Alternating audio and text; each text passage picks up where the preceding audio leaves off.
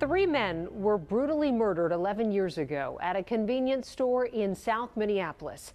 The killer, a teenager named Mahdi Ali, and tonight he is breaking his silence. The Fox 9 investigators have spent months looking into this case. And tonight you will hear about new evidence, including a key witness who now says he lied to police and a jury. A warning, there are graphic details and images in this story that could be upsetting for some viewers. Here's Tom Lydon of the Fox 9 investigators.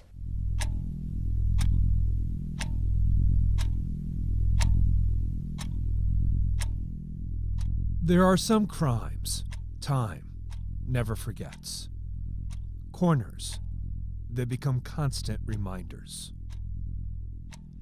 This is the story of one of those corners on Franklin Avenue and what happened inside the Seward Market during a single minute on the night of January 6, 2010. At 7:44, two masked men walk in demanding money. Surveillance cameras would silently document the next 60 seconds of horror. The gunman orders the two clerks, Mohammed Warfa and his cousin, Osman Elmi, to lie on the floor, while an unarmed accomplice goes to the back of the store to rob a couple. Suddenly, a customer, Anwar Mohammed, walks in, interrupting the robbery in progress. The gunman shoots him. As Warfa lunges forward, he's shot too. The robbers leave, stepping over Warfa's body in the doorway. Elmi gets on his phone to call 911 when the gunman suddenly comes back, chases him down, and shoots him too.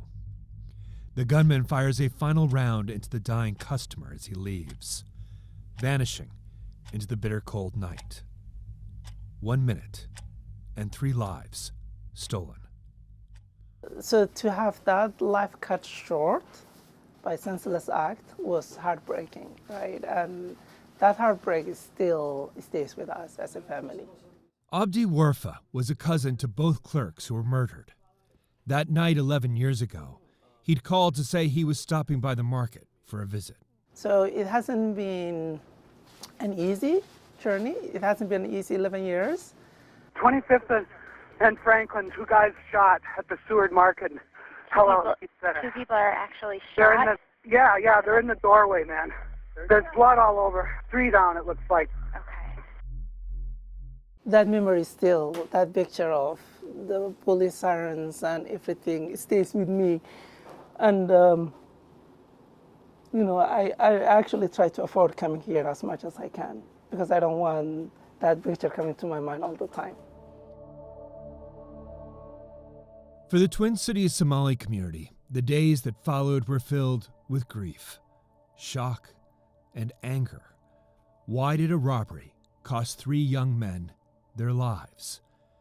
Within 48 hours, police would arrest 2 Somali teenagers who shared a last name but were unrelated, Ahmed Ali and the alleged gunman, Mahdi Ali, who had just turned 17. A decade later, Mahdi Ali is finally ready to break his silence. I'm not the one. I hope they find justice, man, and I hope they find the answer they're looking for, but I'm not the one. I'm not the one.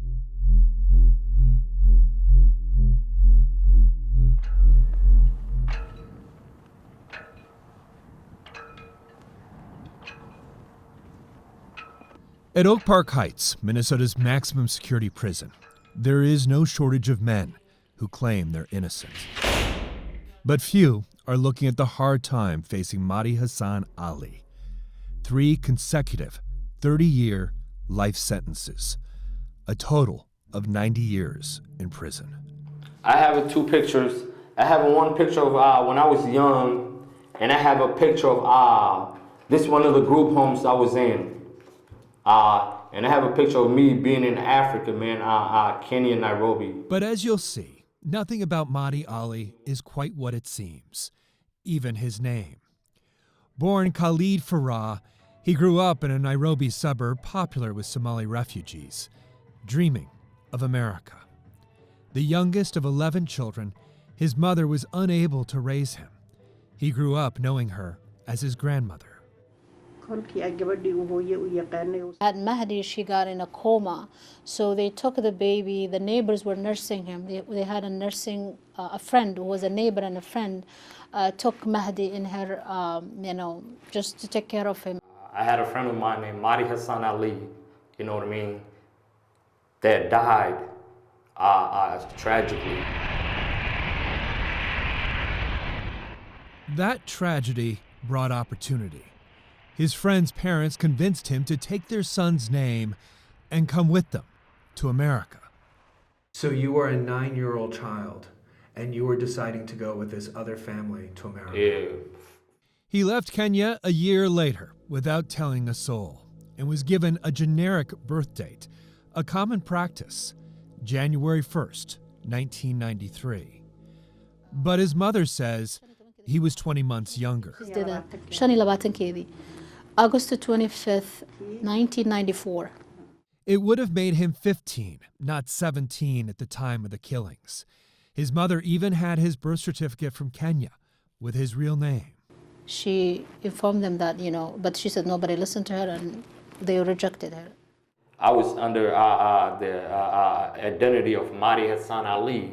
So he was 12, so I go to middle school, and I didn't know how to read. Shortly after arriving in Minnesota, the couple separated.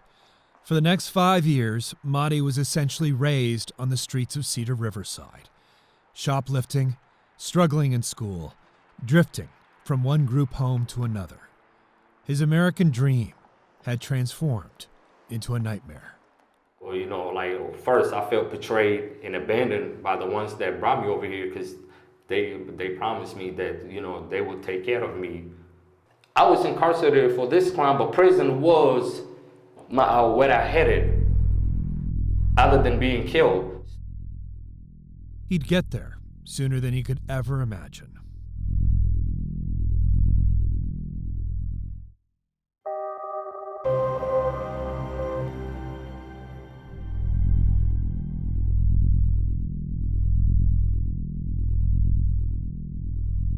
What I'm here because I'm motor. 2 days after the killings, detectives brought Mahdi Ali in for questioning. He was already their prime suspect. He's cocky, indifferent, and detectives aren't buying it. Because you know what, if I was sitting in your chair and somebody's asking me questions specifically about where I was during the time of a murder, I wouldn't be taking it as well as you.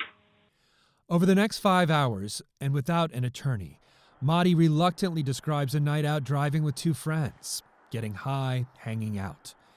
He tells detectives he came home to the apartment he shares with his grandmother right across the street from the Seward Market around 10:30 and saw the crime scene.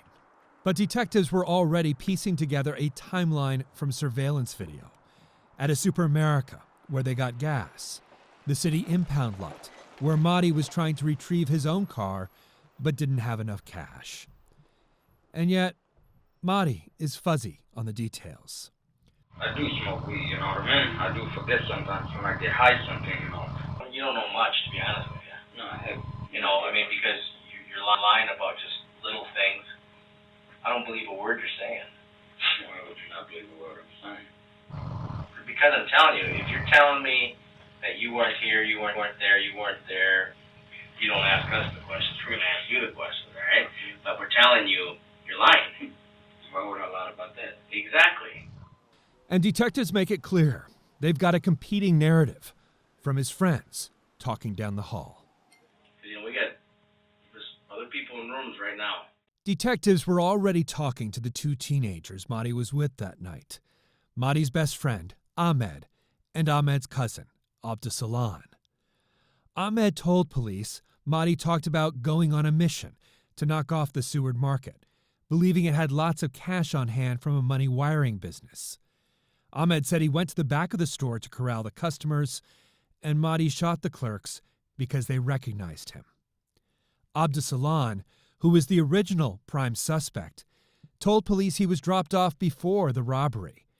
But a classmate said Abdusalan had a very different story the day after the killings, confessing in a high school restroom that he was at the Seward Market that night, that Abdessalon knew details not yet public about the customer walking in, the killer stepping over a body in the doorway.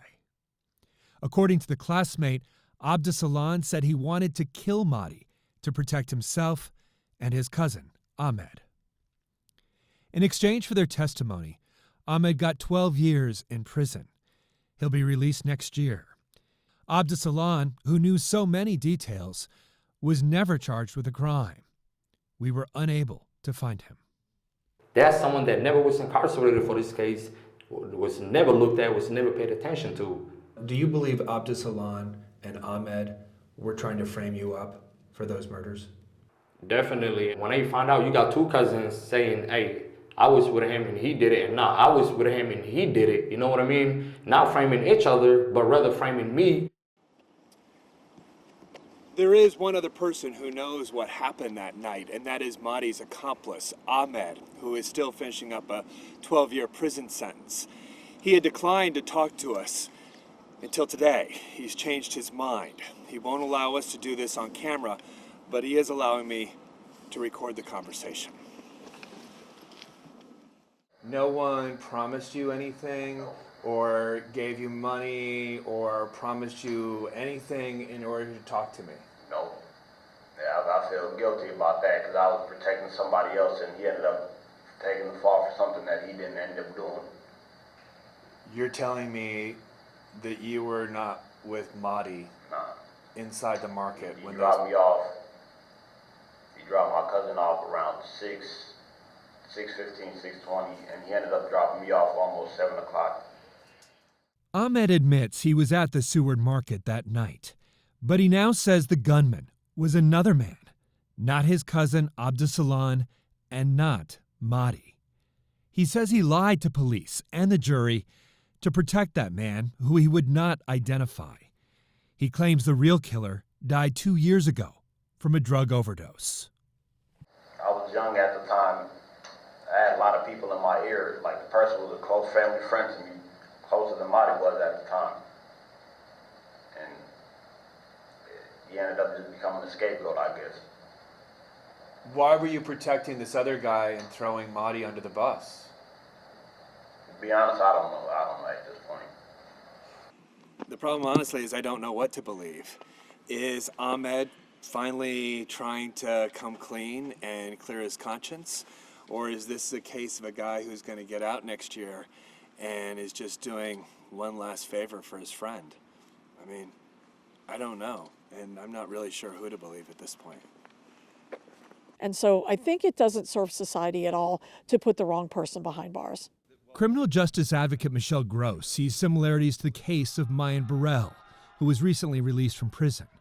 She says he, too, was convicted on the testimony of unreliable witnesses with something to gain, and police under intense pressure to solve the case. And why would there be such an importance on the words of two people who absolutely admit that they were involved in this murder and who are trying to save their own necks? But there was also DNA evidence. In a search of Mahdi's room, detectives found a drop of blood on Mahdi's jeans inside the cuff.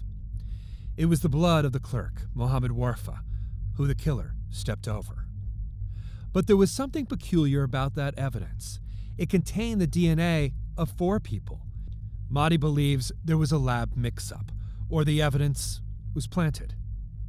And with a crime scene as bloody as this, he wonders how could there be only a small drop on his jeans and nowhere else, not his shoes or even the car they were driving. Mahdi also claims he has an alibi, that video surveillance from a nearby hospital would show him returning the car to a friend who works there at almost the same time as the killings. Why didn't your attorney introduce the evidence of the Fairview video as your alibi? First of all, he had no idea of the evidence. He was really more focused on not letting them give me life without parole, you know what I mean? A special hearing was held to determine Mahdi Ali's approximate age and whether he was 15 or 17 at the time of the murders. 2 years that could mean the difference between standing trial as a juvenile or as an adult. DNA tests had revealed the woman he had always known as his grandmother was, in fact, his mother, who testified to the authenticity of his Kenyan birth certificate. But prosecutors had experts who said dental x-rays of Mahdi Ali's teeth indicated his real age was likely 17. It's an extremely controversial forensic technique prohibited in some courts, with a potential margin of error of at least 2 years. Mahdi's fate was in the hands of Judge Peter Cahill, the former prosecutor who had become a judge 3 years earlier. Cahill ruled that Mahdi Ali would stand trial as an adult. There was no turning back now, the first of many rulings that would seal his fate.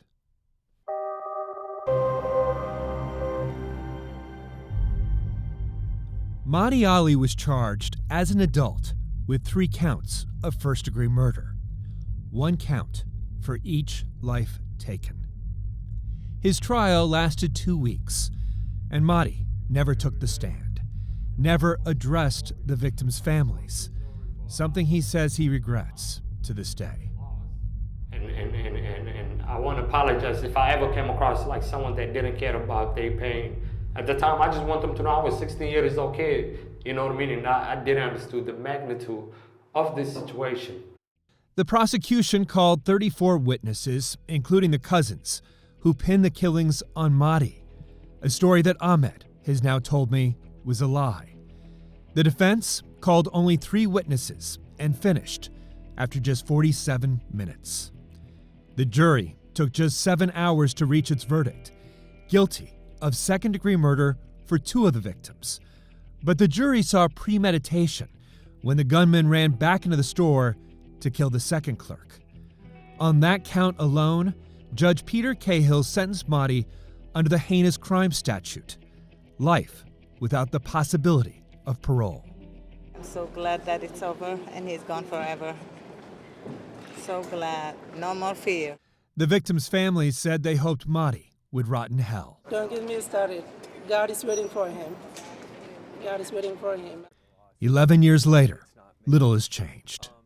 So to have that life cut short by senseless act was heartbreaking, right? And that heartbreak still stays with us as a family.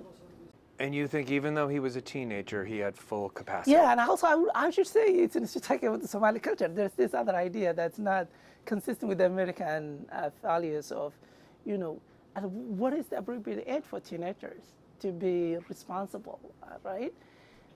In our culture, in the Somali culture, and by extension Somali American culture, 16 years is pretty much an adult. But 9 months after Mahdi's conviction, the U.S. Supreme Court ruled in Miller v. Alabama that juveniles are different. The court said mandatory life sentences without the possibility of parole are unconstitutional for juveniles without considering their circumstances and potential for rehabilitation, that it violates the Eighth Amendment prohibition against cruel and unusual punishment. But the justices left a loophole. They said nothing about consecutive sentences piled on top of each other. So when Mahdi's case came back to Judge Cahill for resentencing, he stacked the sentences consecutively, 30 years for each life taken, a total of 90 years in prison. And Cahill was clear about his end run around the U.S. Supreme Court.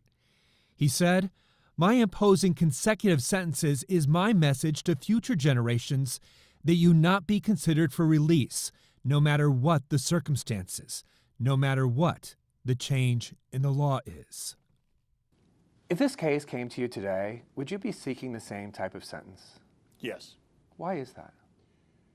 This is not 1 murder, this is 3. And for that is a rare circumstance in which we believe consecutive sentences are warranted. Then somebody coming and directly shooting a person, not one person, and then spinning on its heels and shooting another person, and then going outside and coming back to shoot a third person in the back. I'm sorry, that outrages me and I think most people. Mahdi argued in his appeal that his consecutive sentences were functionally equivalent to life without release, violating the Supreme Court's ruling in Alabama Miller. He would be 107 if he ever gets out. But the Minnesota Supreme Court has twice upheld Mahdi's conviction. We are the only country in the Western world and one of the few in the world that sentences children to life without parole. It is a punishment, that is effectively banned across the world. We still do it. U of M law professor Perry Moriarty is an expert in juvenile justice and wrote the brief for Mahdi's appeal. She says multiple studies have shown the brains of juveniles are not fully developed, their impulse control greatly diminished. And I would suggest that in Mr. Ali's case, yes, there are multiple victims in that case, but Mahdi Ali was a child at the time, and the court has said children should have a meaningful opportunity for release, a meaningful opportunity to come forward with evidence of rehabilitation so that they may one day live life on the outside. And Mahdi Ali is hardly alone. The Fox 9 investigators have learned of 27 men in Minnesota's prisons serving life sentences for crimes they committed as juveniles. There's Jerry Vang, only 14 when he killed 2 people in a St. Paul drive-by. He turns 35 this month. John McLaughlin, a freshman at Rocori High School when he killed 2 classmates. He's now 33. Jason Williams, 16 when he killed a mother and stabbed her children. He's 44. And David Brom, 16 when he killed his parents and 2 siblings with an axe.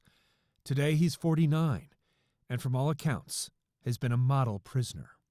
Many times the people who are leaders in our correctional facilities, the cultural leaders, the ones who are, encouraging people to do their best, are the people who are serving these long sentences. Corrections Commissioner Paul Schnell spent most of his career trying to put people behind bars, but has become a true believer in rehabilitation. What does that do to a prison culture when you have someone so young looking at so much time? Well, I mean, you can only imagine, right? There's no hope. This is one of the biggest challenges that can really affect the safety of these correctional facilities.